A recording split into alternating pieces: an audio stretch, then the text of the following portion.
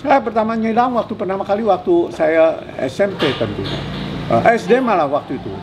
Kan ya SD kemudian itu kan saya coba-coba nyilang, kemudian itu juga itu pepaya, tapi waktu itu sebentar, itu bukannya SD, SMP Pak, SMP. Ya kan kita tahu bahwa bunga cuma mungkin jadi buah kalau ada perpindahan sebuk sari dari kepala sari ke putih, dari jenis yang sebetulnya berdekatan, gitu kan. Nah dari situ terjadi kemudian itu di sini proses penyerbukan, dan kalau memang cocok terjadilah pembentukan buah dan akhirnya biji. Sebetulnya salah satu kemudian itu di sini tanaman yang sangat menyita perhatian saya adalah tanaman salak, karena salak itu kan tanaman buah yang boleh katakan tuh di satu kawasan kita mau tanam rapat bisa, tanam renggang bisa, karena tanaman itu relatif lebih fleksibel, dan salak itu kan keanekaragamannya tinggi sekali. Dan kemudian itu kan kalau nanti bisa kita tanam, kembangkan salak-salak yang kurang duri, untuk sama sekali berdiri itu susah, tapi kalau kurang duri itu kemungkinannya besar. Nah. Gregory Garnadi Hambali, Om Greg, pemulia tanaman. Seorang pemulia tugasnya merakit kultivar yang lebih baik, agar memiliki ciri khas dan lebih bermanfaat bagi penanamnya. Bisa dibilang sebuah seni dan ilmu memperbaiki keturunan. Bukan pekerjaan mudah, butuh ketekunan, konsistensi, dan persistensi puluhan tahun untuk hasil yang diharapkan. Tak ada jaminan kerja puluhan tahun sesuai hasil yang diharapkan. Bagi generasiku, pekerjaan ini kurang menarik, beresiko, suram, bahkan mungkin baru dengar. Tapi bagi Om Greg, dia menekuninya seumur hidupnya. Obrolanku dengannya merubah sudut pandangku. Banyak penyilang tanaman, tapi sedikit pemulia tanaman. Om Greg, satu dari yang sedikit. Dan Indonesia butuh lebih banyak lagi. Kita nih dalam hidup mau apa sih? Udah itu kan. Mau lihat atau kemudian tuh hidup sekedar hidup, atau kita mau di sini membuat hidup ini lebih punya berarti nilainya. bukan buat kita saja tapi buat orang lain, dan berarti kita jadi lebih memahami, kemudian tuh di sini boleh katakan hal-hal yang membuat hidup kita, hidup manusia secara keseluruhan itu lebih berarti. Dan begitu jadi kita tuh jadi bisa memberi arti juga memberi isi. Jadi kita nih memahami bukan sekedar numpang hidup, tapi juga kita coba tadi melihat kepentingan-kepentingan yang kemudian itu di sini perlu kita kemudian itu kembangkan, dan kita katakan di sini mengerti lebih dalam ya, melalui kemudian itu tadi pemahaman proses. Jadi proses yang membuat kita nih jadi manusia, dan untuk proses juga membuat yang memanusiakan kita juga, udah itu. Dan kerja melalui tanaman kita jadi mengerti proses kehidupan secara keseluruhan.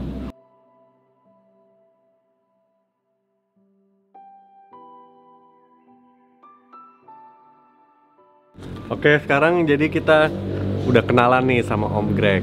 Om Greg tuh bisa dipastikan sebagai bapak silangan tanaman di Indonesia lah ya.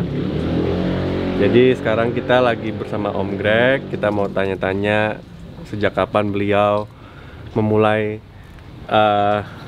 bukan hobi ya, tapi ini lebih ke bukan passion lagi tapi jiwa mungkin nih.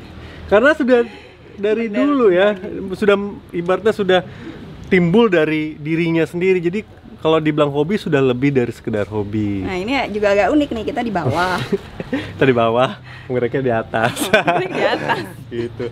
Terus Om, aku mau penasaran ya, ketika Om mengenal karakteristik dan sifat-sifat tanaman yang sampai yang jenis benalu, jenis mungkin ganggang ya, atau jenis-jenis tanaman-tanaman merambat, tanaman-tanaman paku-pakuan, palem segala macam, aroids. Itu gimana prosesnya Om? Apakah Om berdiskusikah dengan para ahli, atau hanya dengan sekedar otodidak, atau banyak membaca buku, atau gimana Om?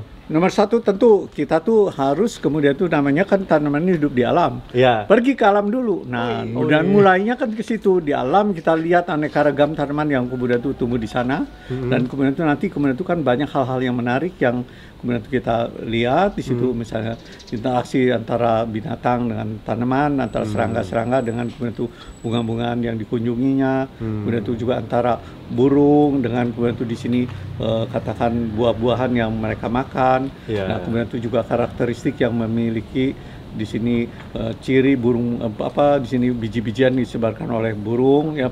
Udah itu, dan itu semua tentunya jadi hal yang menarik untuk kemudian itu diteliti lebih lanjut. Nah, juga seperti misalnya parasitisme, mengapa parasitisme itu muncul? Apa saja faktor-faktor yang menyebabkan misalnya sifat parasit itu makin lama makin lebih intens gitu kan. Nah, itu jadi kemudian itu membuat kemudian itu kita nih jadi lihat ternyata proses itu tidak terjadi begitu saja, tapi melalui di sini perjalanan waktu yang panjang yang meliputi adanya proses adaptasi, proses perubahan atau sifat karena memodifikasi, misalnya karena lingkungan tumbuh yang lebih kering atau lebih basah, udah itu kan. Jadi seperti misalnya proses dari tanaman darat bisa menjadi tanaman air, atau juga sebaliknya tanaman air menjadi tanaman darat. Nah, itu semua proses-proses yang tidak lepas kaitannya dengan kemudian itu di sini perilaku binatang yang kemudian itu di sini berperan dalam hidup tanaman itu masing-masing. Nah, dari situ kita juga lantas jadi kalau demikian kita juga ternyata bisa intervensi proses-proses ini. Nah, jadi ke arah yang kemudian itu kita inginkan.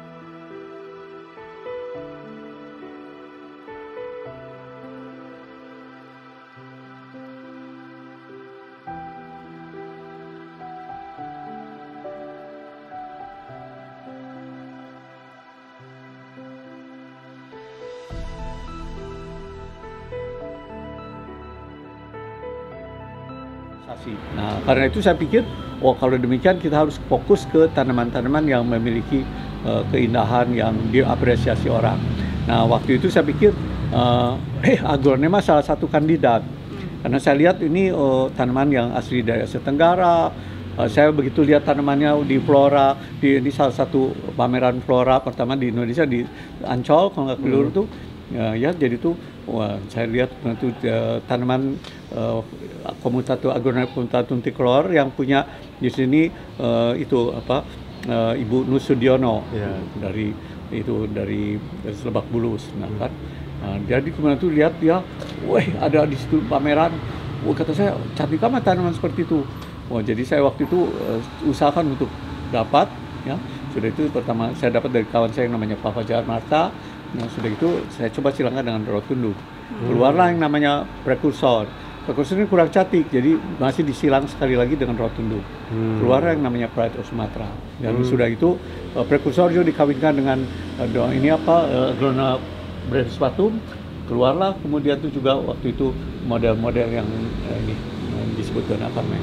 Dona Carmen sudah ada beberapa tipe sebetulnya. Nah, itu jadi sudah itu mulailah kemudian itu juga kita bikin persilangan yang lebih luas lagi dengan gunakan rotundum. Jadi sebenarnya kalau tadi Om cerita rotundum disilang lagi sampai akhirnya jadi Pride Sumatra, berarti prosesnya lama ya, bisa tahun?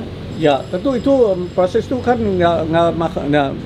untuk masaknya saja rotundum itu kan butuh sekitar kemudian itu silangan-silangan itu butuh sekitar waktu 6 bulanan.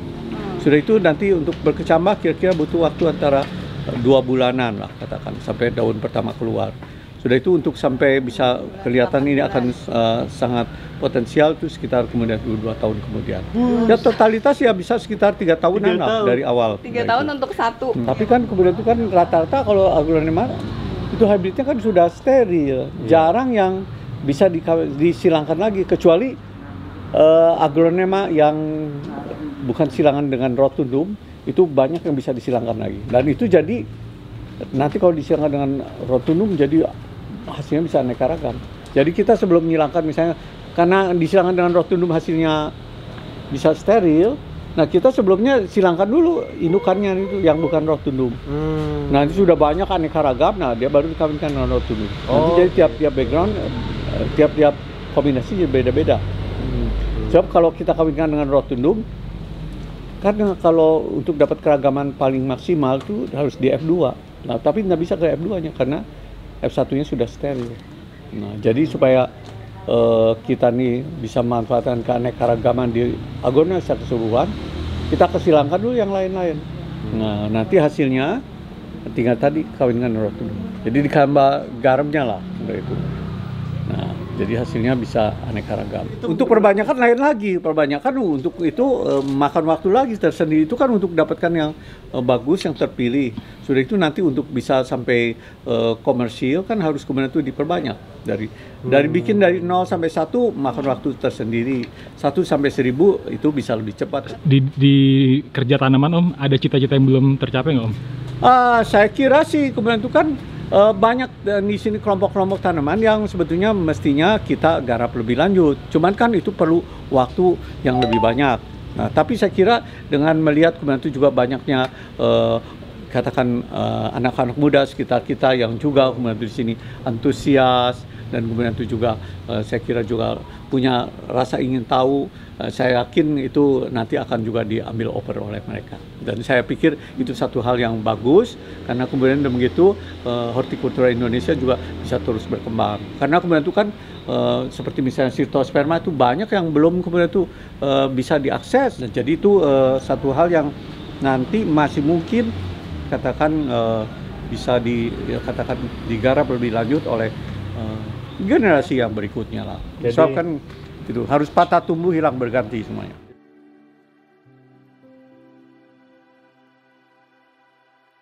Yang penting modalnya tadi kemampuan, sudah itu juga tadi keinginan untuk belajar terus dan lagi untuk tadi lihat kemungkinan-kemungkinan. Jadi orang tuh selalu harus pikiran terbuka, lihat kemungkinan-kemungkinan. Apa yang kemudian terjadi kalau sesuatu tindakan dilakukan. Jadi mereka harus lihat tadi peluang-peluang juga mereka harus garap. Ya kita harus jadi orang yang berjalan bukan dengan kakinya, tapi berjalan dengan pikirannya. Orang-orang yang berjalan dengan pikirannya dalam arti apa? Orang-orang yang selalu di sini menganalisis apa yang terjadi di sekitar. Jadi juga mencoba memahami, seperti misalnya juga mencoba memahami siapa kita, siapa manusia secara keseluruhan.